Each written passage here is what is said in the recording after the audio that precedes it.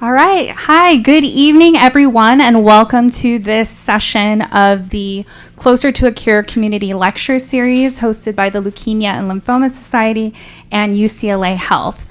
Today, we're going to be talking about CAR T-cell therapy.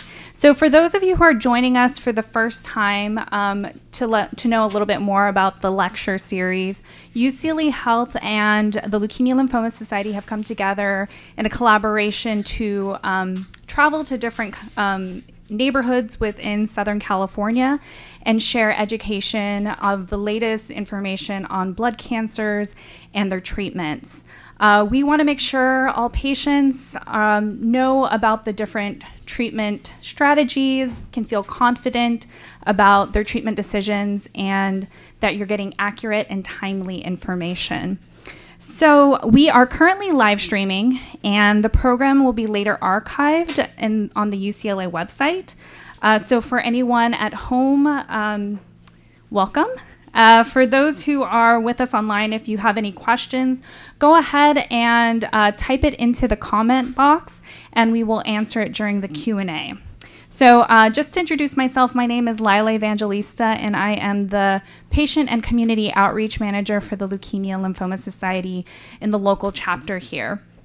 So throughout the series, we've had some wonderful community partners and organizations to host the programs in the neighborhoods, and tonight we are at the Cancer Support Community Los Angeles. So to share a little bit more about the organization, I'd like to introduce Shannon LaCava, who is the Chief Clinical Officer and Director of Programs and Research.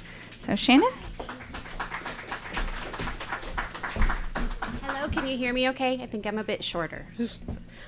Welcome to all of you to our community. By show of hands, are any of you here at the Cancer Support Community for the very first time tonight? Okay, so welcome. Cancer Support Community is a nonprofit. We offer all free services to people that are living with cancer and their caregivers. So the way that we do that is through 5 pillars of support. We have support groups. We have counseling that goes with that. There's educational programming such as this. Healthy lifestyle classes like yoga and Tai Chi and mindfulness. And we have social events and a growing child, teen, and family program. So if any of you are interested in getting more information, Nicole will be at the desk throughout the program and afterwards. And we also have invitations to our orientation meetings on the front desk as you arrived. So I want to welcome all of you, and I hope you enjoy the presentation. Thank you, Liv. All right. So just a quick introduction about the Leukemia and Lymphoma Society. So September is Blood Cancer Awareness Month, and the Leukemia and Lymphoma Society has existed for, we've had a mission that is twofold. One is to cure blood cancers, and the second is to ensure that the quality of care for patients and their families is accessible. So we do this through funding innovative research like CAR T-cell therapy that have really changed the cancer treatment landscape and really made those paradigm shifts over the past 70 years. We do this through policy and advocacy and making sure that patients and their families have a voice when making policies that affect the livelihoods of those who are affected by cancer. And we also do this through support resources for individuals who are affected by it, as well as for healthcare professionals. So I'm going to go over our services really quickly, if I can get this to work. Maybe not. Okay, well, it's okay. I can continue on with that. Well, our services, though, are all free, and they range between information and education, financial assistance, as well as peer support. So just so that you know, all of our services can be accessible through our information specialists, and they are our master's level oncology nurses, social workers, health educators that can help with one-on-one counseling to make sure that you have navigation throughout your cancer journey, as well as, they're this one-stop shop that you can go to for any of the services that we have available. Through them, you can get our education materials, as well as access to our different, is that working? Oh, okay, perfect. Access to our different resources that we have here. Can we move the slide? The next one. These are the different ways that you can access our information specialists. So we have the phone number, the 800 number, as well as live chat online and email. And they'll be able to answer your questions within 24 hours if it's out of office hours. These are some of the samples of our educational materials. And then from our information specialists, you can contact our clinical trial support center. And so this is a team of nurses who are available to help individuals navigate clinical trials. It's a really difficult process oftentimes, and in a different language, I think, for most lay people. And so they can really give that individualized counseling and care to say, these are the different clinical trials that are available to you. Bring this back to your healthcare providers, and we can figure out which ones is the best option for you. So they're a really wonderful resource to have. In addition to that, we have our nutrition consultation, and we have a nutrition educator who specializes in oncology who can help with sorting out meal plans for mitigating side effects or just for general healthy living, regardless of where you are in your cancer treatment. We also have a ton of educational programs ranging from something like this where it's in person to online to we also have a Bloodlines podcast.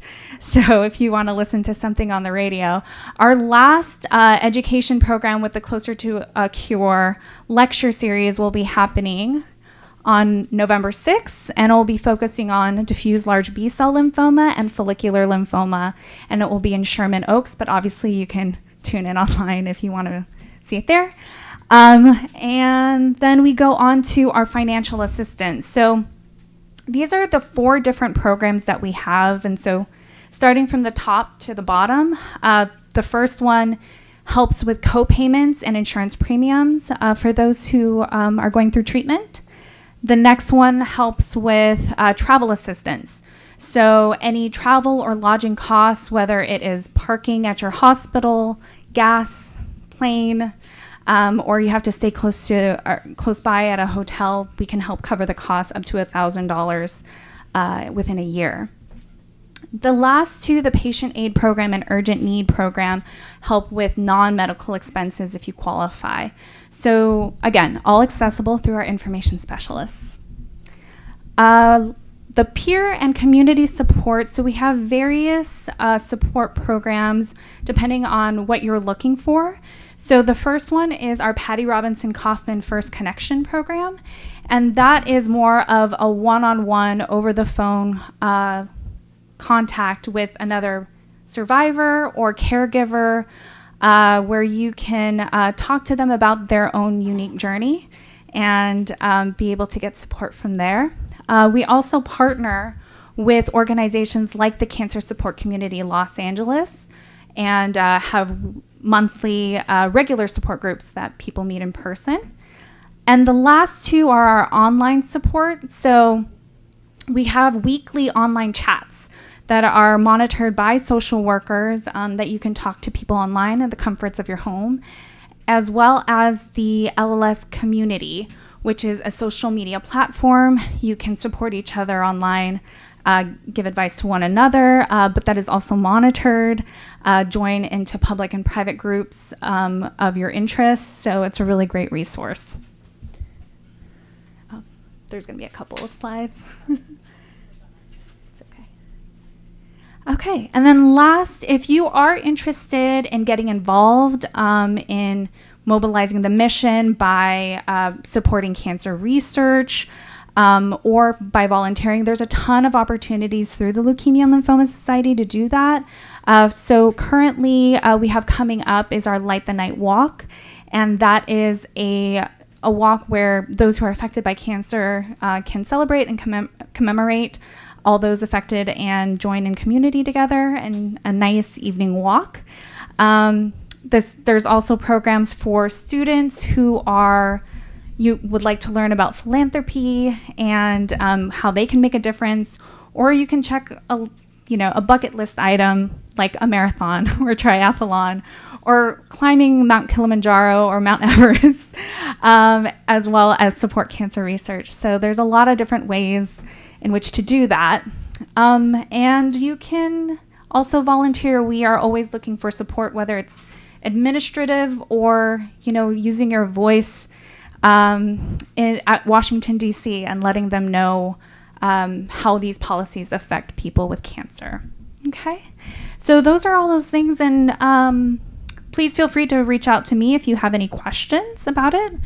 So before I move on, for everyone again who's online, again, use the comments section for your questions, and we'll answer them at the Q&A. But for now, I would like to introduce our main speaker, so Dr. Joshua Sasine from UCLA Health.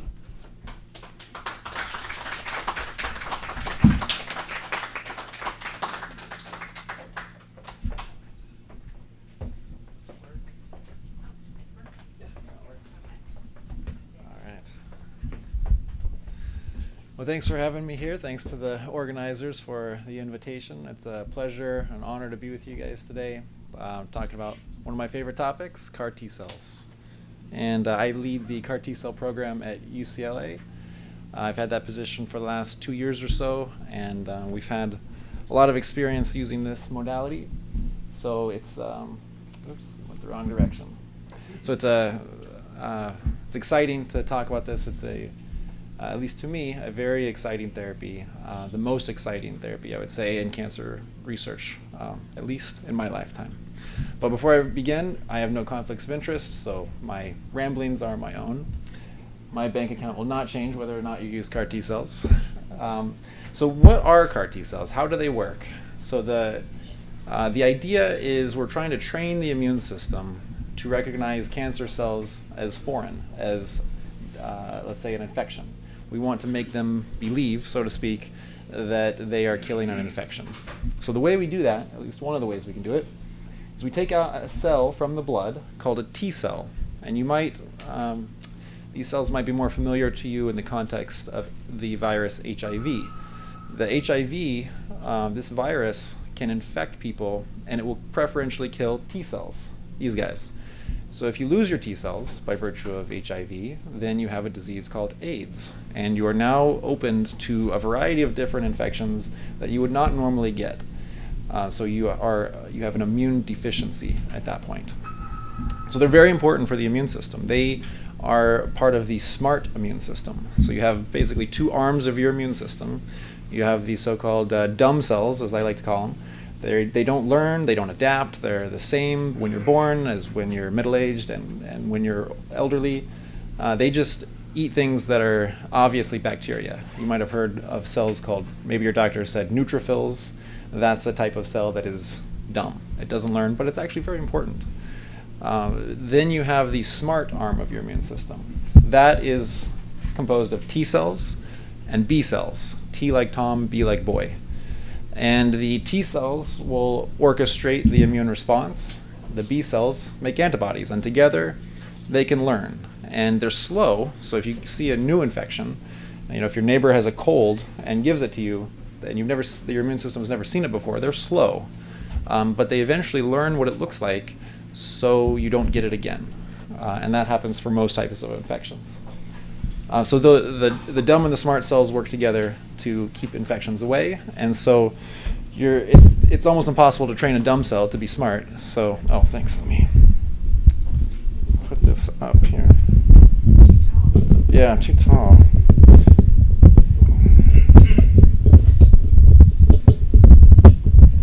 Will it go up any higher? Or it's this one. There we go.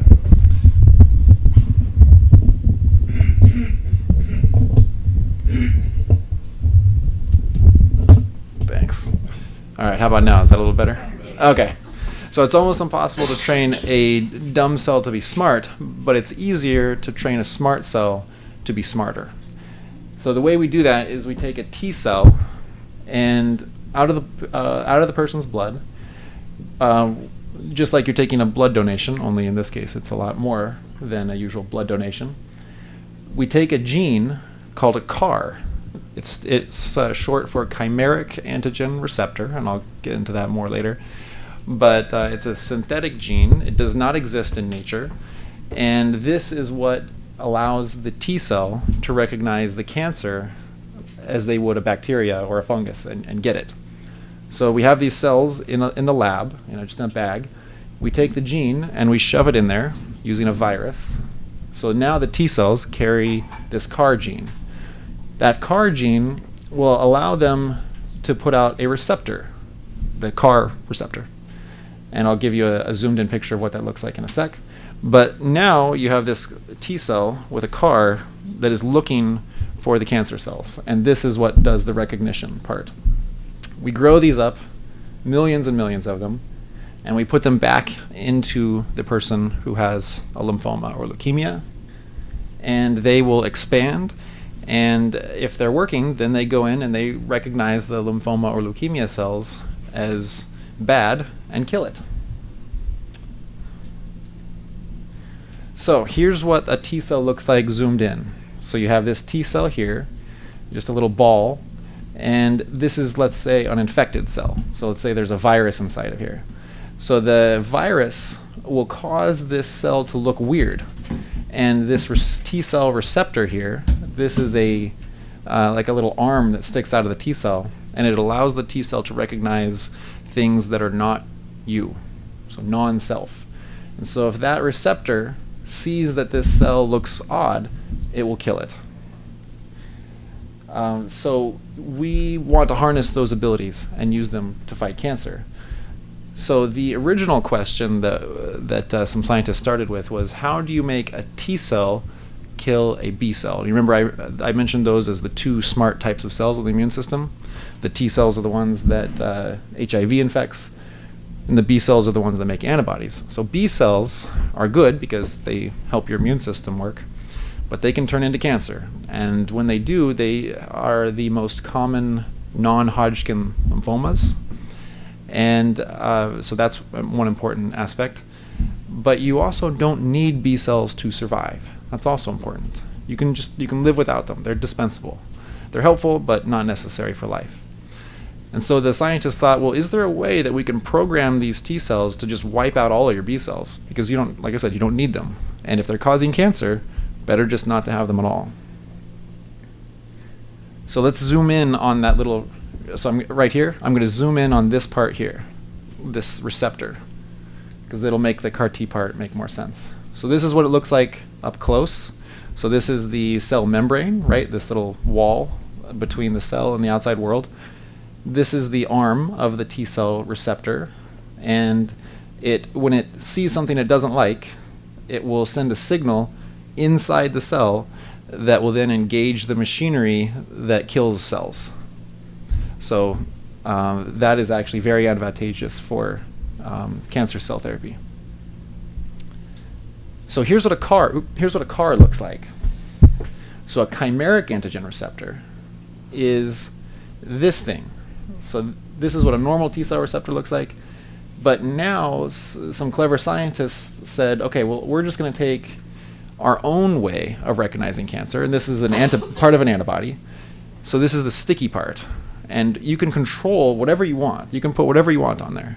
You can make it stick to anything. And you can stick it there, and then now you can, by virtue of taking this part of the antibody, it will now signal into the cell and control the parts of the T cell that make it kill cells. So by doing that, we, the scientists, can control what the T cells kill. So in this case, we put on this part to recognize B cells. So why is this good? Why is this important for people living with cancer? Why is immune system or immunotherapy, why is this so hot right now? So part of the reason is that it's powerful. When these cells go in, they can attack cancer all throughout the body, systemically and deeply.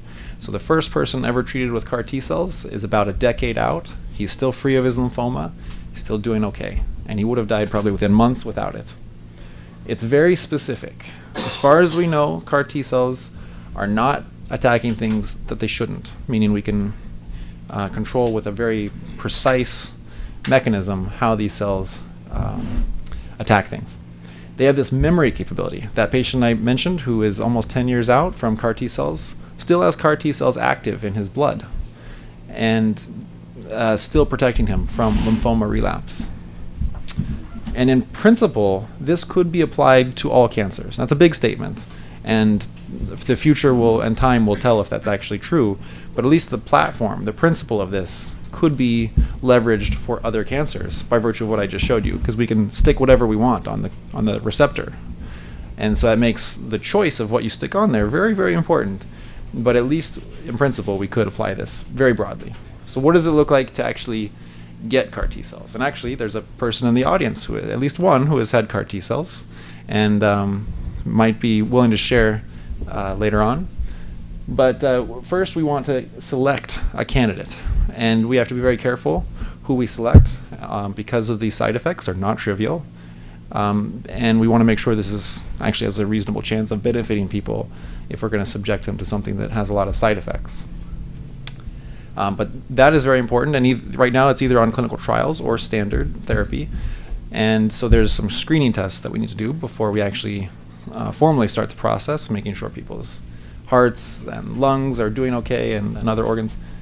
And once we do that, then we do the apheresis step. This is where we take out the person's T cells. And that's usually just a one-time thing in the clinic. Like I said, we then ship these to the manufacturer, which will then keep those cells there for usually around a month, but although sometimes it can be 6 weeks, to not only put in the CAR, right, the receptor, the gene, and then grow these cells up many millions fold. That takes a few weeks. Then they also do some quality testing to make sure they didn't grow anything bad along the way. We then get these cells shipped back to us where we can give the person chemotherapy, usually 3 or 4 days. And the reason for that is we want to take away their own T cells, because it turns out that if you just try to shove in millions of cells that you grew in the lab into somebody, it doesn't go so well. Your body rejects them. You don't want millions and millions of T cells in your body. But if you take away the T cells that you have and then put in these CAR T cells, then they tend to do much better. So that's the purpose of the chemotherapy. Although it actually has an anti-lymphoma and anti-leukemia effect as well. So you get a twofer there. Then there's the toxicity management. And this is arguably one of the most important steps because it can have a lot of side effects, and I will discuss those. But first, let's talk about how well it works. So a few years ago, when I was doing my training, and people had a cancer called diffuse large B-cell lymphoma. This is the most common non-Hodgkin's lymphoma. And so the standard way to treat it is chemotherapy first when someone is diagnosed, and about half of the people are cured at that point. But if it comes back, we give more chemo, and if that works, meaning they go into remission again, we do a bone marrow transplant. So at that point, if the chemo either doesn't work very well, or if the lymphoma comes back after the transplant, the outcome was very, very bad. People in those two categories had a very, very tragic outcome. And you can see at 2 years into this, 80% of the people have not survived their disease. So this is, again, pre-CAR T cells. The outcome was very bad for this disease. This is the outcome with CAR T cells. Actually, let me go back. So when we gave chemotherapy to these patients, only about 18% of the time the chemotherapy would shrink the tumors, and only about 8% of the time the tumors would go away completely. So that's a very bad disease, very serious. When we gave those same people CAR T cells, this is the outcome. So the blue line is overall. This is the response, And this is over time. So what's exciting here is that 82% of the people had their tumors shrink as opposed to 18. 58% had the tumors disappear completely. We call that a complete response. So that's 58% versus 8%. But what I find most exciting is that this. So you see this plateau on the curve, meaning that after about 6 months, for the people who were still in remission and still doing well, they're not relapsing, meaning with a single dose of CAR T cells, there's a substantial fraction of people who have a durable response, which is wonderful. This is what we're shooting for in cancer therapy. We don't want to have this incremental therapy that just delays the inevitable. We want to actually get rid of it completely. And this is what's happening here. So you can look at, and you can look on this yellow curve. This is also fascinating to me, that people who had a PR, this is a partial response. This is where the tumor shrank but didn't totally go away. Obviously, the outcome here was not nearly as good for those people, but it wasn't all bad. There were at least a couple people here who had ongoing partial responses, and actually one of them is our patient. And so there's a patient we have who has still lymphoma, 4 years later, I want to say, that has reached an equilibrium with the CAR T cells. And sometimes the lymph node flares up, the CAR T cells get it, it goes back down. And it's just this strange dance that they're doing over time, which is fascinating. Here's an example of the response that I was talking about. So this is a PET scan. If you or your family members are getting PET scans, this is what the radiologist is looking at, among other things. So black is where it's lighting up. This is the brain, heart, kidneys, and bladder. It's normal for them to light up because they're using a lot of sugar, or you're peeing out the tracer that they're using. So it's normal for it to light up. Here, all this other blackness here in the armpits, around the chest, in the belly, in the leg here, that's all abnormal. That's all lymphoma. So this was pre-treatment, and then at month 3 and beyond, it normalized and stayed that way. All right, so that is with a product I showed you called AxiCell. We call it AxiCell because the real name is axicabtagene ciloleucel. And who wants to say that all the time? So AxiCell works pretty well. This one is called tisagenlecleucel. It's a foreign language, but we just call it Tisacell. And this is for the same indication, diffuse large B-cell lymphoma, where the patients have had the cancer come back despite at least 2 types of treatments, sometimes a bone marrow transplant. So same thing. You see this very nice plateau in the people who are responding that just continues. And same thing here. So this is the probability of being both free of your lymphoma and alive. And this is the probability of being alive. And so you'll see that it reaches this plateau. Now, not everybody benefits, right? And this is the challenge with CAR T cells. As exciting as they are, it's not benefiting everyone. So we have more work to do. But the fact that it's able to at least provide durable remissions in some people is the exciting part.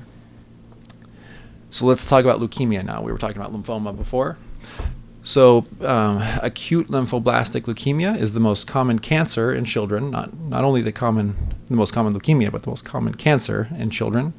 And it's also prevalent in young adults, and mercifully about 80 to 85% of children with this disease are cured with chemotherapy alone, sometimes a bone marrow transplant.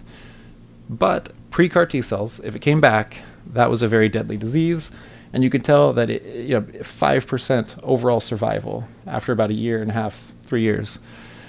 So it is a very, very bad disease to have prior to CAR T cells. This is what it looks like. So again, the patients who are children or young adults up to age 25 who had leukemia that came back despite being treated with the standard of care. You can see that 81% of the patients went into remission, and about 3/4 of them were alive 1 year later, which is night and day difference from what we would expect with chemotherapy alone. So that led the FDA to approve these 2 therapies for these indications. So AxiCell and Tisacell are both approved for adults with diffuse large B-cell lymphoma who have had 2 types of chemotherapy and it hasn't worked. And Tisacel is also approved for relapsed or refractory B-cell ALL, meaning acute lymphoblastic leukemia that has either not responded to treatment or come back despite treatment. And by the way, this age is a very strict limit. We tried to give it to a 26-year-old, and the FDA said no.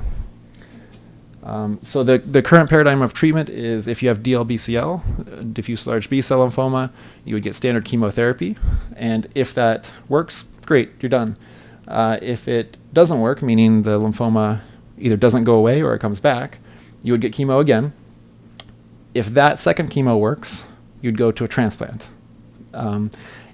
If this second chemo doesn't work, or if it works and you go to a transplant, but then the lymphoma comes back, you would get CAR T cells.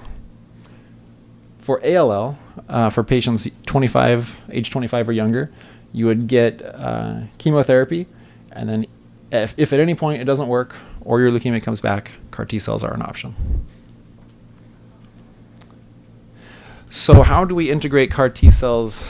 How do we predict if it's going to work or not? That's often something people wonder.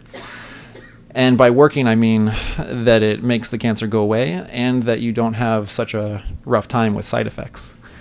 So disease burden makes a lot of difference. So let's say you have lymphoma and you have swollen lymph nodes diffusely throughout your body, that predicts that you are probably going to have a lot of side effects, but it might not work as well either.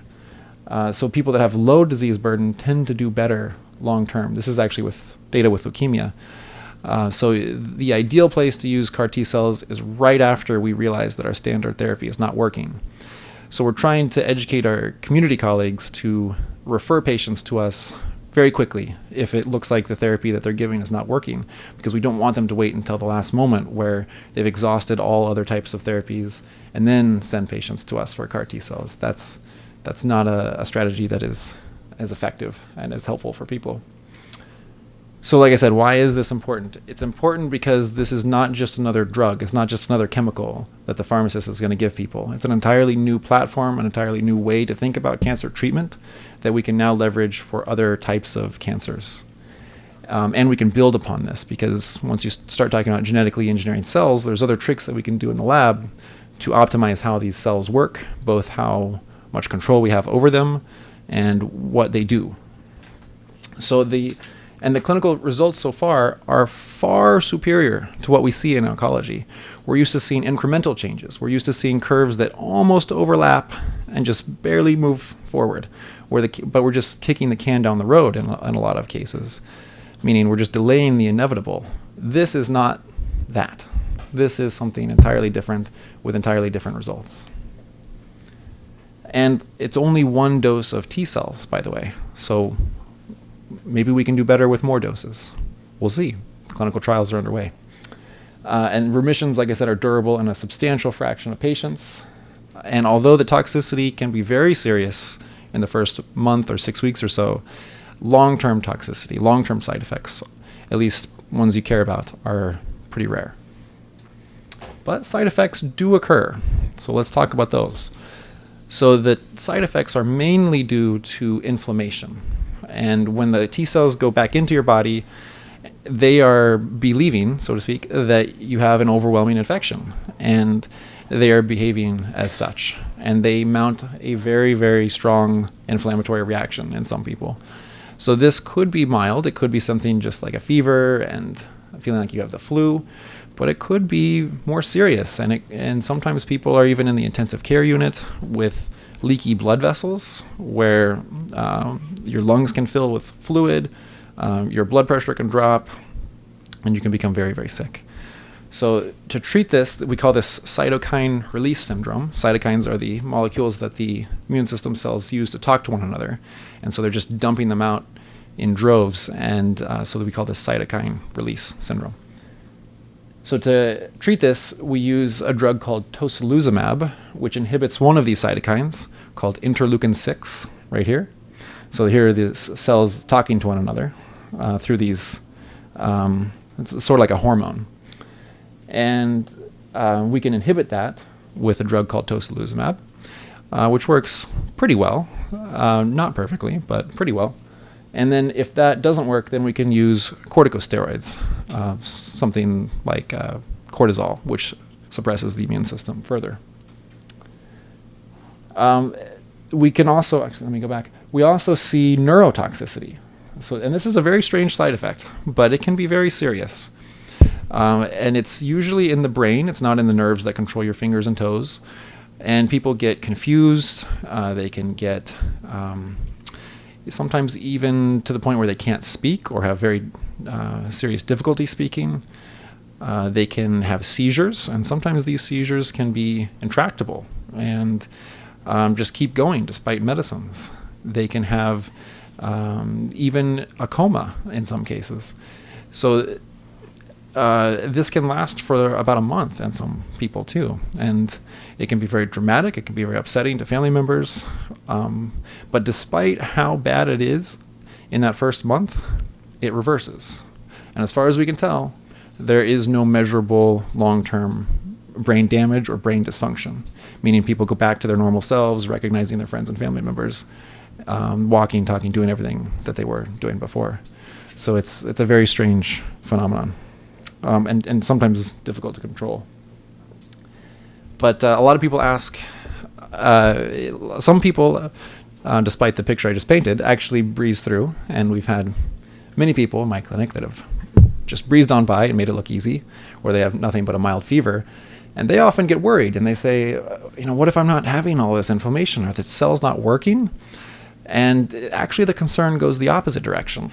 So we actually want people not to have toxicity just because it's not fun to have toxicity, but also because the T cells tend to work better when you have not a lot of side effects. So the people who have low toxicity up here, mild side effects, at least in this trial, 100% of them were in remission, whereas those who had bad neurotoxicity tended not to fare very well. Their disease tended to come back.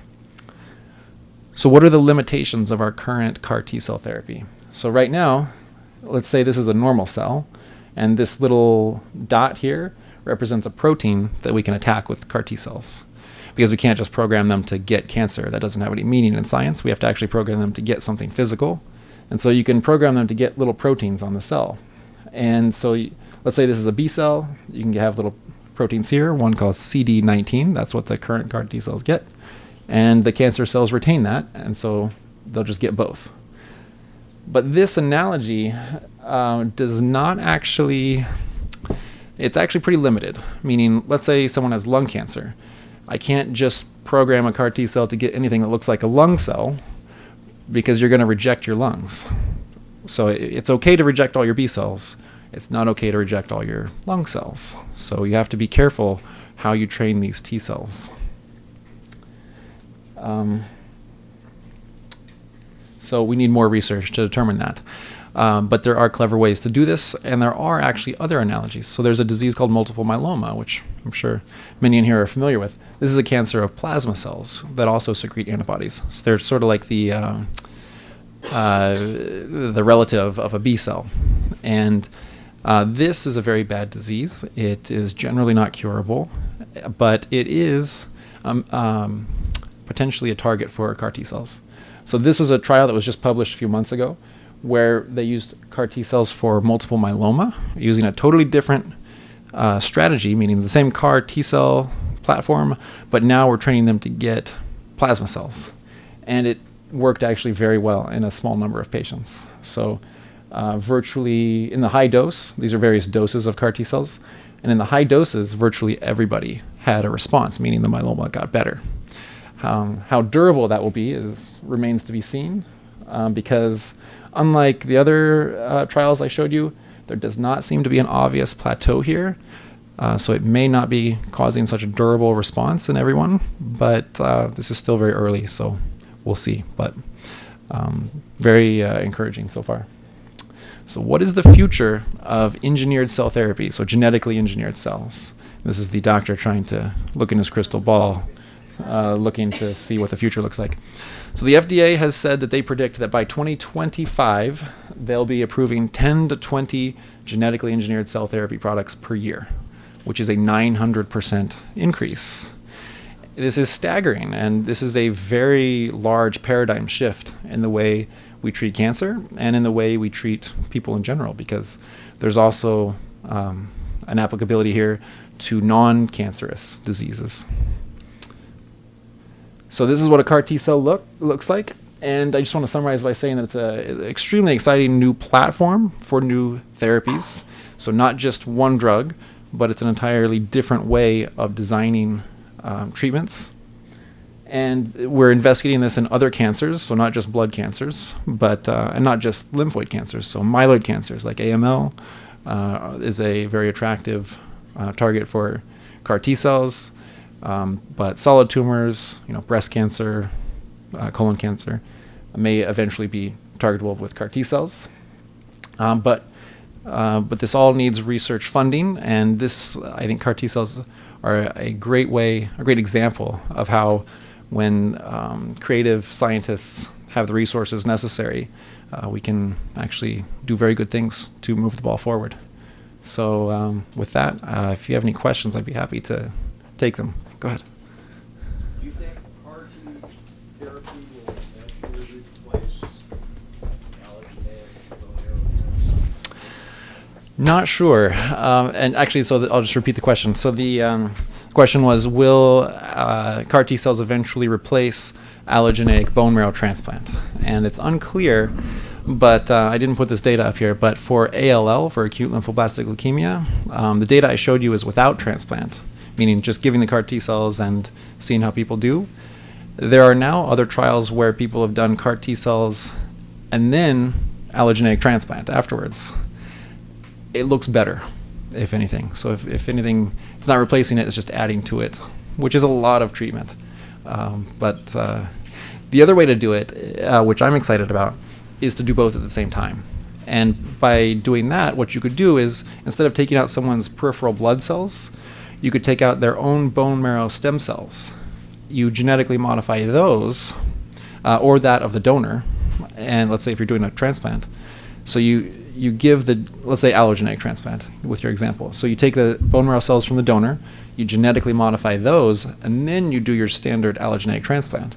The advantage there is that now you have a lifelong output of these CAR T cells, because sometimes when they don't work, it's because they went to sleep. It's because there just wasn't enough, or they weren't persistent enough. But if you had bone marrow cells that are pumping out CAR T cells, you're going to have them forever. Does age make a difference in CAR T cell therapy?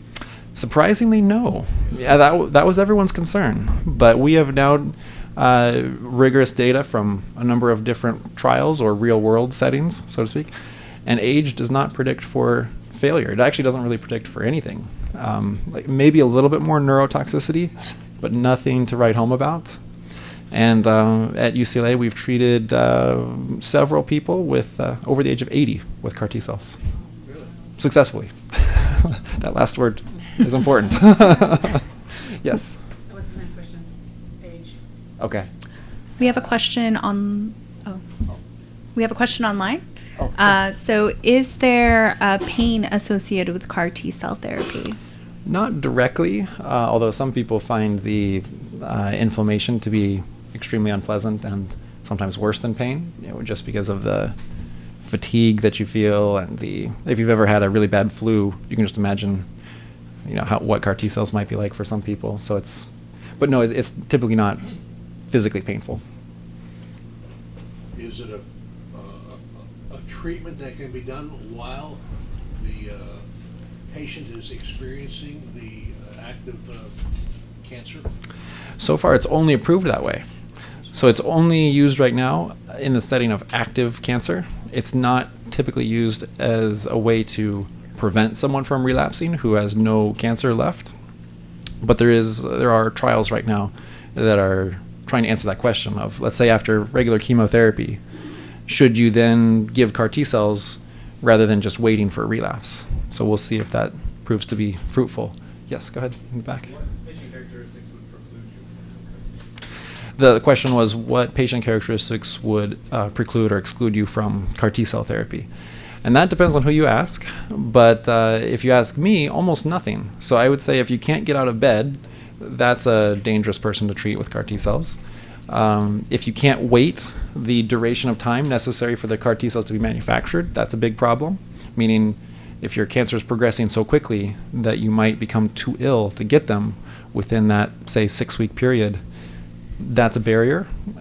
But other than that, it's hard to see who wouldn't be a candidate. I guess if you have really bad organ failure, if you have, really bad cirrhosis and you're on dialysis and heart failure, and but you have to be pretty sick in my mind to not be a candidate.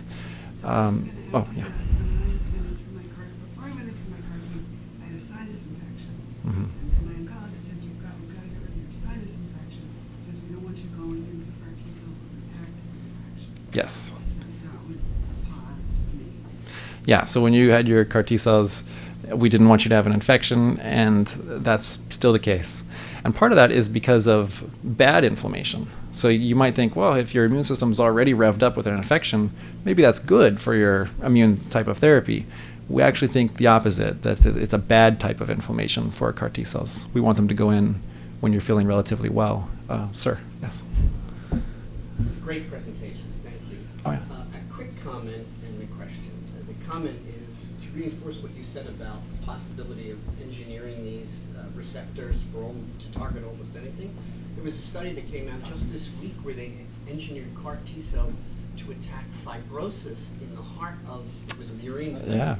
So here's if it works in humans, it would be great for people who had heart attacks. Here's an example of using CAR T cells for heart disease, not cancer. So that Right. would be fantastic. The question is, I understand there's a difference between personalized CAR T and so-called off-the-shelf CAR T. Yes. Can you talk about that? Sure. And just for the people online, maybe I'll restate it.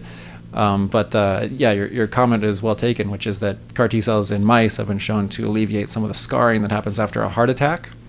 And I think I got like 20 emails when that paper came out from everyone in cardiology that said, "Hey, look at this." So, but yeah, it's a good example of what I was saying, where we can change these receptors in ways that are almost limitless. Most of those ways would be bad for people, and so the trick is trying to find ways to do it that are healthy.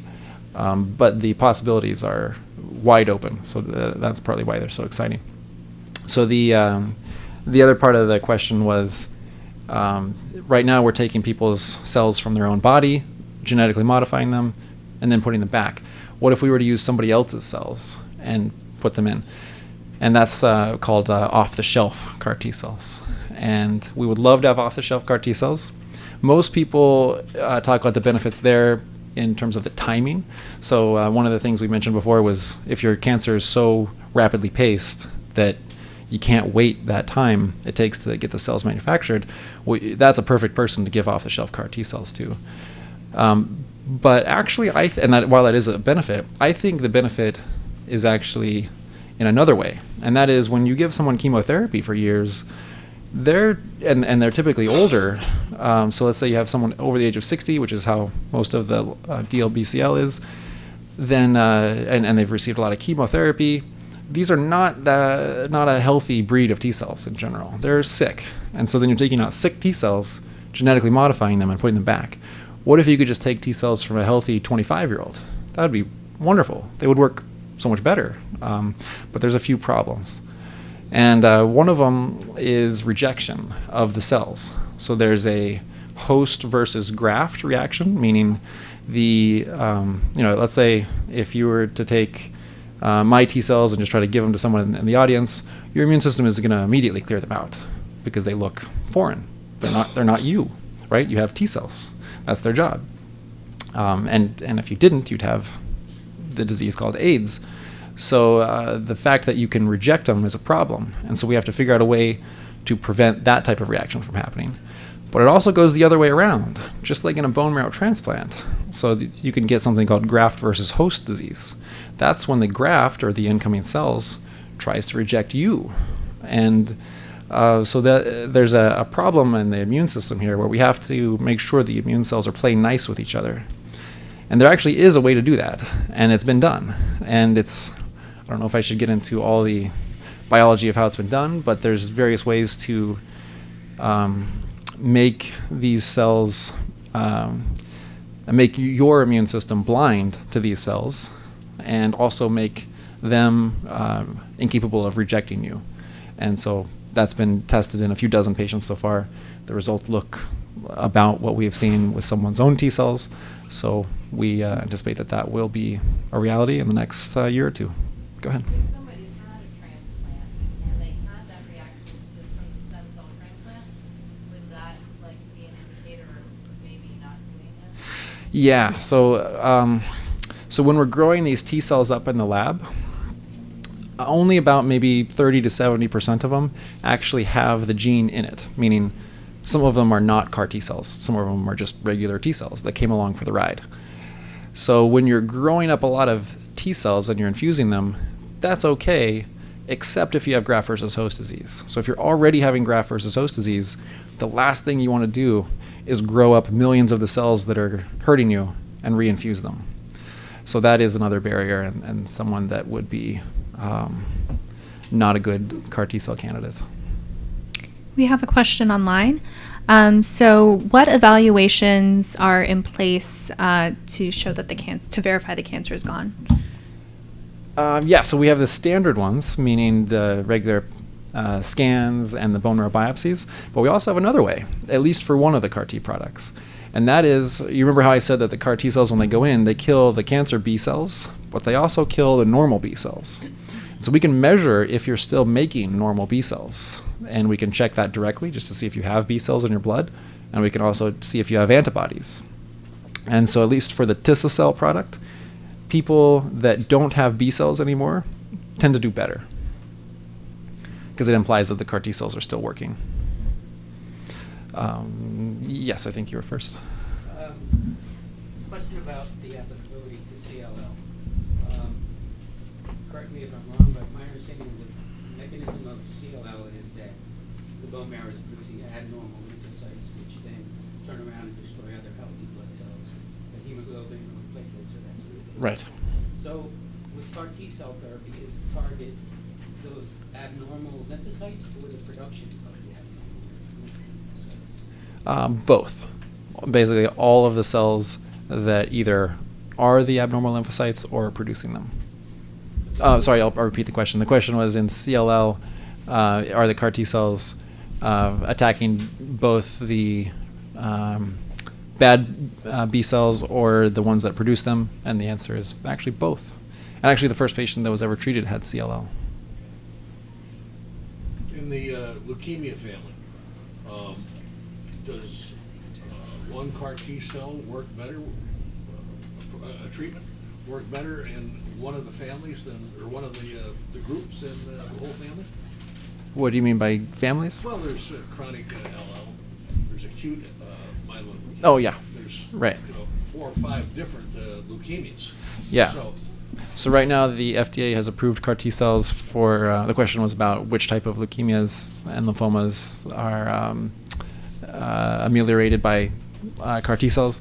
And so the FDA has approved CAR T cells for diffuse large B cell lymphoma and acute B lymphoblastic leukemia. But there's other clinical trials that are ongoing for a variety of other different leukemias and lymphomas where we're seeing promising results. They're just still at the clinical trial stage. Yes. I saw that you had 25 patients on trial for multiple myeloma cell, the stem cell therapy, or the CAR T cell therapy would be improved therapy than the stem cell therapy. Would it be improved? I guess I could. I don't think so. Can you repeat? Multiple myeloma, you said, like in future they'll be using that. Yeah. So as far as I know that stem cell therapy was available. Yes. So now you said it can CAR T cell therapy. Right. Is being taken in use. So I just Right. want to know if that would be an improved therapy than going for stem cell. So right now, the CAR T cells so the question was about multiple myeloma and CAR T cells and how stem cell therapy and transplant will fit in with CAR T cell therapy. So just to clarify, the data I showed is still experimental, still in clinical trials. We anticipate that CAR T cells for multiple myeloma will be approved by the FDA in the next maybe year and a half. It would be surprising if it wasn't, but for now, still experimental. But assuming it's approved by the FDA, it would be approved for patients that have had at least 3 types of therapies, and it need not be a transplant, meaning someone could have, just other types of chemotherapy, and as long as they had 3 or more types and the myeloma kept going, then they could get CAR T cells, or one of them could be a transplant. So it could be an addition to transplant, it could be a substitute for transplant, just depending on the conversation between the patient and their doctor. Okay. Are there regulatory issues preventing the use of this therapy globally? They're not regulatory so much as, well, so every country has their own body that will say it's okay to use certain drugs or whether certain types of therapies are experimental. So that is, I'm not sure if that's what they're alluding to, but there has been approval in a variety of different countries now for CAR T cells. So it would just be country specific. But actually, just as a side note, this is the first time in the known medical history where China has overtaken the US and Europe as a leader in clinical trials. China has actually taken CAR T cells and just gone sprinting with them. And they have opened up, I think, dozens, if not hundreds, of clinical trials. And they have become now a leader in CAR T cell therapy. But there are concerns, getting back to the regulation, there are concerns that certain countries may not have the same stringency that the United States and certain European countries have. So when you're doing these genetically altered therapies, we have to be very, very careful that we're doing it correctly, because otherwise people can get hurt. So there is some concern there. Yes? I think this gentleman asked a question about bone marrow transplant as opposed to, or in accordance with this. Can this be useful for fibrosis of the bone marrow, as in myelofibrosis, or is it a completely separate entity? So the question was about myelofibrosis and if CAR T cells could be applicable to that disease or fibrosis in the bone marrow in general. It's possible but indirect. So when you talk about myeloid diseases, myelofibrosis is a myeloid disease. So remember when I talked about the smart and the dumb cells? So the lymphocytes, like T cells and B cells, are smart. They can adapt. They can learn. But then you have this whole other arm of your immune system composed of neutrophils and other myeloid cells. And if you get a cancer out of those, you can have acute myeloid leukemia, chronic myeloid leukemia, myelofibrosis. So that's when those cells go bad. So we would love to train CAR T cells to get those type of cells, including the ones that cause myelofibrosis. The problem is that unlike B cells, right? Remember I said that we can just train CAR T cells to wipe out anything that looks like a B cell and you're okay? If we do that with myeloid cells, you're not okay, because you need myeloid cells to live. So if we just tell our CAR T cells, okay, go kill anything that looks like a myeloid cell, you will not have neutrophils anymore, and you'll be exposed to lethal infections. So the challenge now is, how do we make the CAR T cells kill only the bad myeloid cells? So the bar is a lot higher for specificity. So we have to say to the CAR T cells, okay, get the bad cells that look like myeloid cells, but leave the other good myeloid cells alone. So that requires another level of genetic engineering, and people are working on it, but it's still early. Can you freeze these cells? CAR T cells? Yes. Yes, you can freeze CAR T cells. If it's a genetic thing and someone in a family is prone, can you take healthy T cells and freeze them for later use? No, unfortunately, although that's mainly a insurance barrier. No one will pay for that.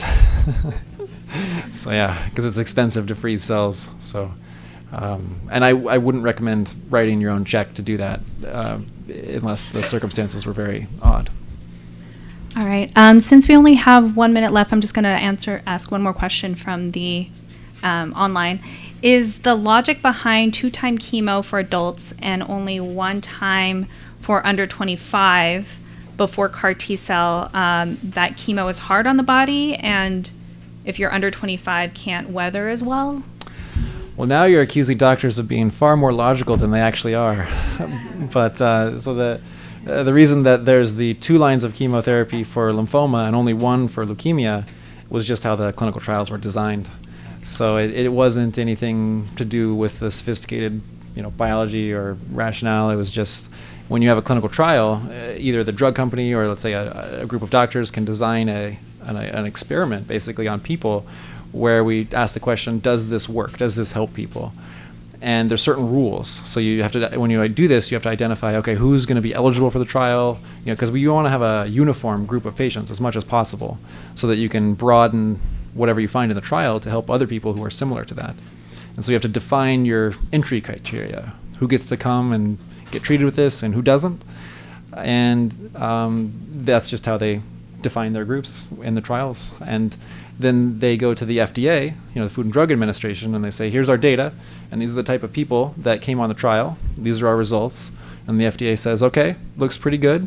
You can now make insurance companies pay for it, but only in the people that look like those in the trial. So that's how it works with new drugs. And now there's new trials with different criteria, like instead of 2 lines of chemotherapy, just 1 type of chemotherapy. And then you can see if that helps people. And if it does, then you can maybe change the criteria for using it off the trial, just the regular type, the commercial type. All right. So unfortunately, we're out of time. But if you have questions for Dr. Sasine, if you're going to stay after for a little bit, he can answer them. And for those of you online, we'll try to see if we can go back into the comments and answer them as well. So thank you, everybody, for joining us here today. Really appreciate your time. If you wouldn't mind, fill out the evaluations that you were given, and that way we can continue to have programs like this. It helps us to what we can do and what we can do better. So again, the last program for our Closer to a Cure community series is going to be November 6th at the WeSpark in Sherman Oaks. And it's going to be on diffuse large B-cell lymphoma and follicular lymphoma. Okay? Thank you, everybody. Thank you.